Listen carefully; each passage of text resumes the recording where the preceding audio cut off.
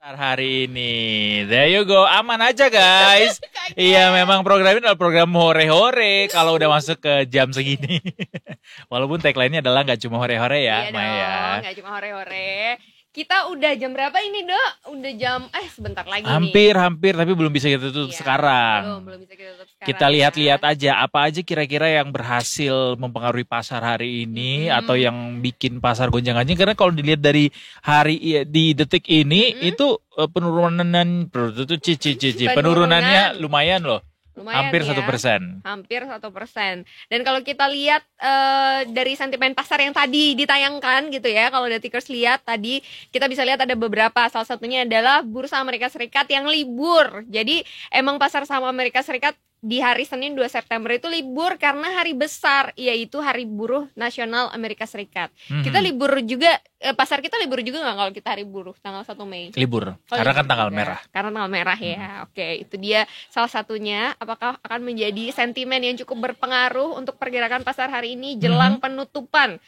Wow, saya baru mengintip.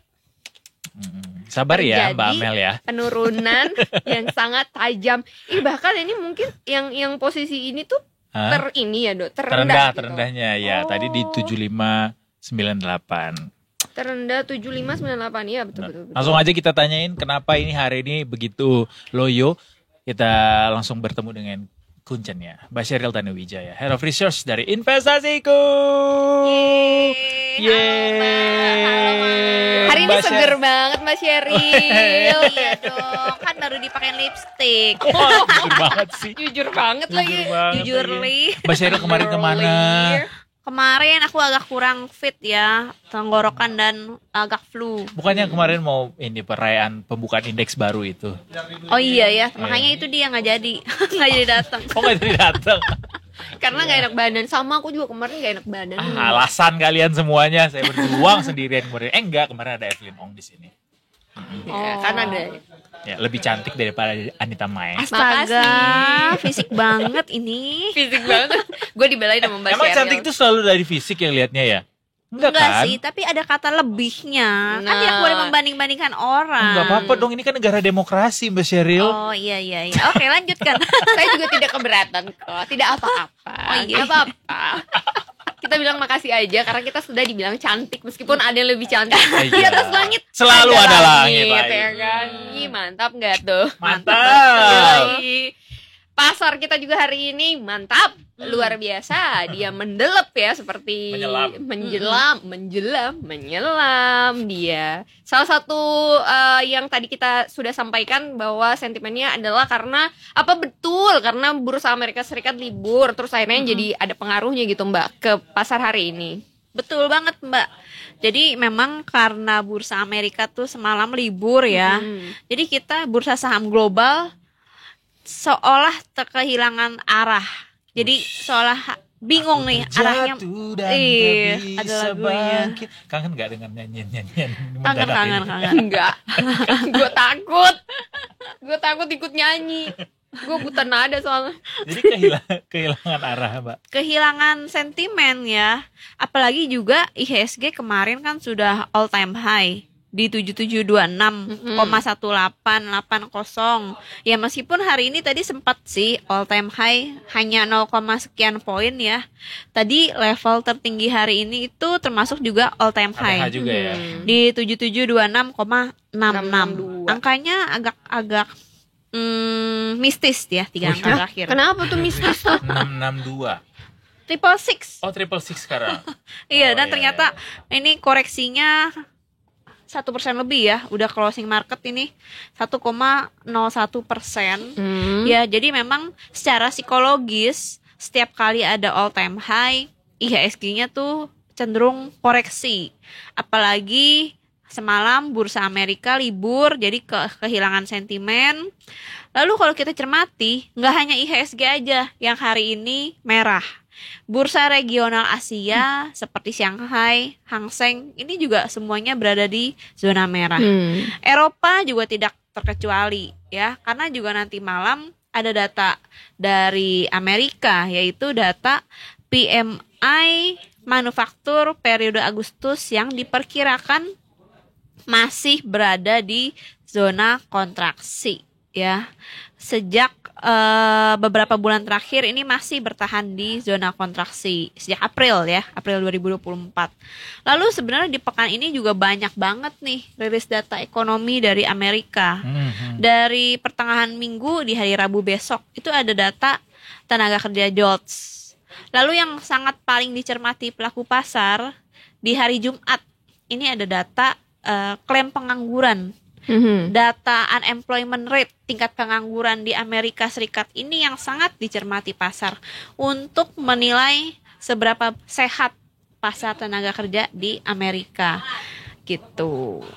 Oke, itu ada data-data yang banyak sekali dinanti untuk hari ini, pekan ini gitu ya. Walaupun Iya. kemarin libur, liburnya sehari doang ya Mbak untuk Betul. bursanya. Sehari doang. Berarti hari ini udah mulai lagi. Hari ini nanti malam WIB sudah buka lagi.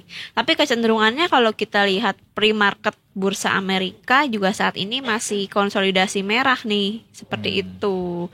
Dan juga memang indeks IHSG kita kan lagi di zona tinggi-tingginya. Terbukti dalam 2 hari terakhir nih konsisten, all time high terus, seperti itu. Jadi ya. harusnya ini udah masuk masa jenuh juga ya. Sudah masuk masa jenuh ya kalau dari technical analysis atau dari analisa harga ini udah muncul banget nih momentumnya tuh udah kecenderungannya melemah, udah kecenderungan turun dulu seperti itu. Jadi ya teman-teman mungkin yang sudah beli dari bulan lalu, dari beberapa pekan lalu, jangan lupa profit taking juga dialihkan ke sektor yang sekiranya bisa lagi riding, yang lagi mau menguat. Kan selalu dalam segala masa selalu ada saja sektor tuh yang bergantian, nggak mungkin satu sektor terus yang menguat terus. Setiap gitu. masa ada orangnya, setiap orang ada masanya. Ya, Betul sekali.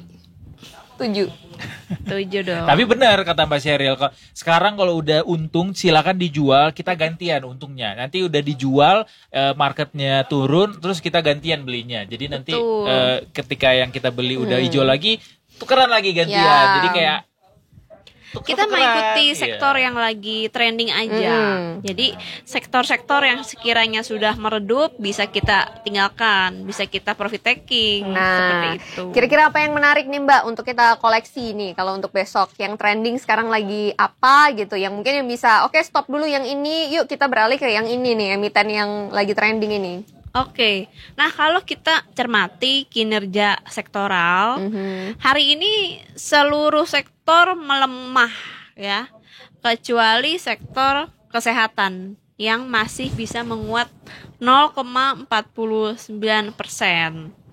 Nah, sektor kesehatan ini juga ada kaitannya sama wabah yang lagi mulai masuk ya di negara kita. Mpox. Itu dia sih Mpox tuh suka bikin mules gak sih Mbak? Ada gak sih? Mbak Sheryl gak bisa jawab ya karena bukan ahlinya juga ya. Iya. Ya nanti kita tanya ke Mas Uyung kali ya nanti ya. Lama banget ya. Keburu kamu mules lagi. Oke. Ada sentimen Mpox. Ya, hal ini juga menimbulkan ekspektasi apakah akan ada vaksinasi lagi yang secara menyeluruh semuanya untuk biaya lagi dong. Tapi kan itu akan menguntungkan sektor kesehatan gitu. Iya sih. Jadi lalu juga untuk kesadaran kita akan kesehatan ya itu akan semakin tinggi seperti itu. Jadi Maksud Mbak Sheryl sekarang udah mulai berkurang lagi kita. Iya, udah mulai berkurang Oh, lagi. iya sih. Awareness-nya udah berkurang Awareness-nya gitu ya, agak karena berkurang udah, soal kebersihan misalnya ya. Makan yang benar, Makan tidak yang sembarang benar. tempat supaya nggak mules. Iya, Ya kan? iya. Itu juga termasuk.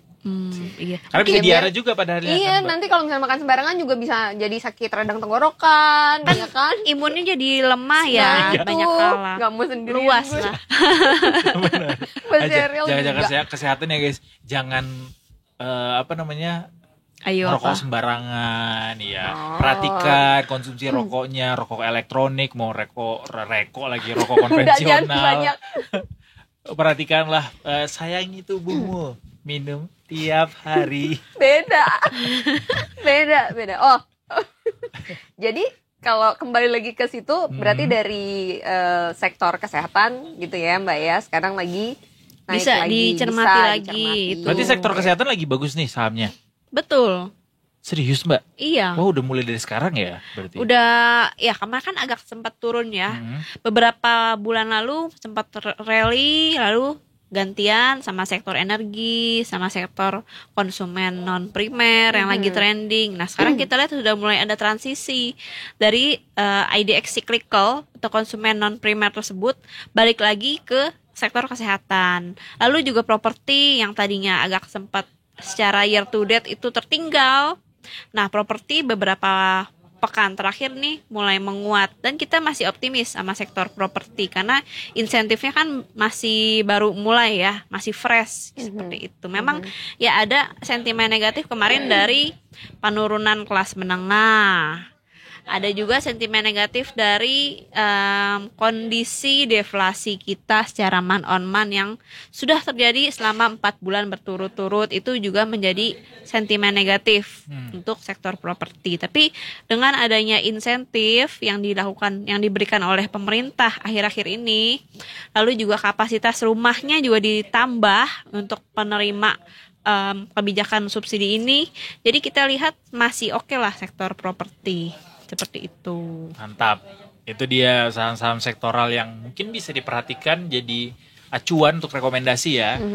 Sekali lagi kita sampaikan kali ya, HISG hari ini ditutupnya di level 7.616 atau turun 78 poin atau sekitar minus 1,01% dengan jumlah transaksi itu 10,25 triliun, ditransaksikan 1 juta kali lebih sampai detik ini. Tapi meskipun landai ya, tapi ternyata market yang enggak jadi. Apa? Nggak boleh kayak gitu, harus diterusin. Finish what you started katanya begitu.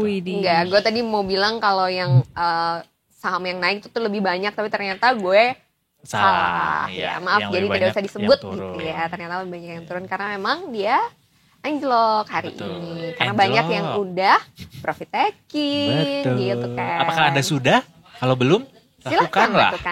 Udah tutup pasar kita. Iya, besok. Gantian dong gitu. Atau jangan-jangan belum profit taking karena belum mulai transaksi, belum mulai invest atau trading. Mulai lo ya. Profitnya jangan gue mulu, Dok. Gue sih udah profit taking, apalagi nggak ada lagi yang mau di taking nih. Apalagi Edo mah gajiannya banyak ya Mbak ya, berkali-kali ya. Amin ya Allah, amin. Makanya kemarin kita ditraktir. Traktir apa, angin? Enggak, beneran kita ditraktir kemarin sama Edo. Semuanya ditraktir. Kan saya undang terbuka. Aku gak diajak. Di Instagram saya bikin undangan terbuka, datanglah wahai followersku. Sombong banget followers. Followers secuil juga ya. Oke deh, besok gimana kira-kira Mbak Sheryl untuk pergerakannya dengan berbagai macam sentimen atau data-data yang akan dikabarkan itu? Apalagi ini udah masuk September dan makin dekat ke waktu pemangkasan suku bunga yang dinantikan setelah cukup lama ini. Iya, oke. Memang suku bunga diperkirakan 100% probabilitasnya pasti turun di bulan ini. Masalahnya berapa besar turunnya? 25 basis poin, 50. Nah, itu tergantung data-data di pekan ini. Makin banyak makin suka pasar. Betul. Pasar sih maunya 50. Seperti itu. Nah, kalau untuk data nanti malam kan ada data PMI manufaktur Amerika. Meskipun masih di zona kontraksi, tapi diperkirakan sih akan ada perbaikan. Naik dari level 46,8 di bulan Juli ke level 47,8 di bulan Agustus ini. Jadi harusnya ada perbaikan.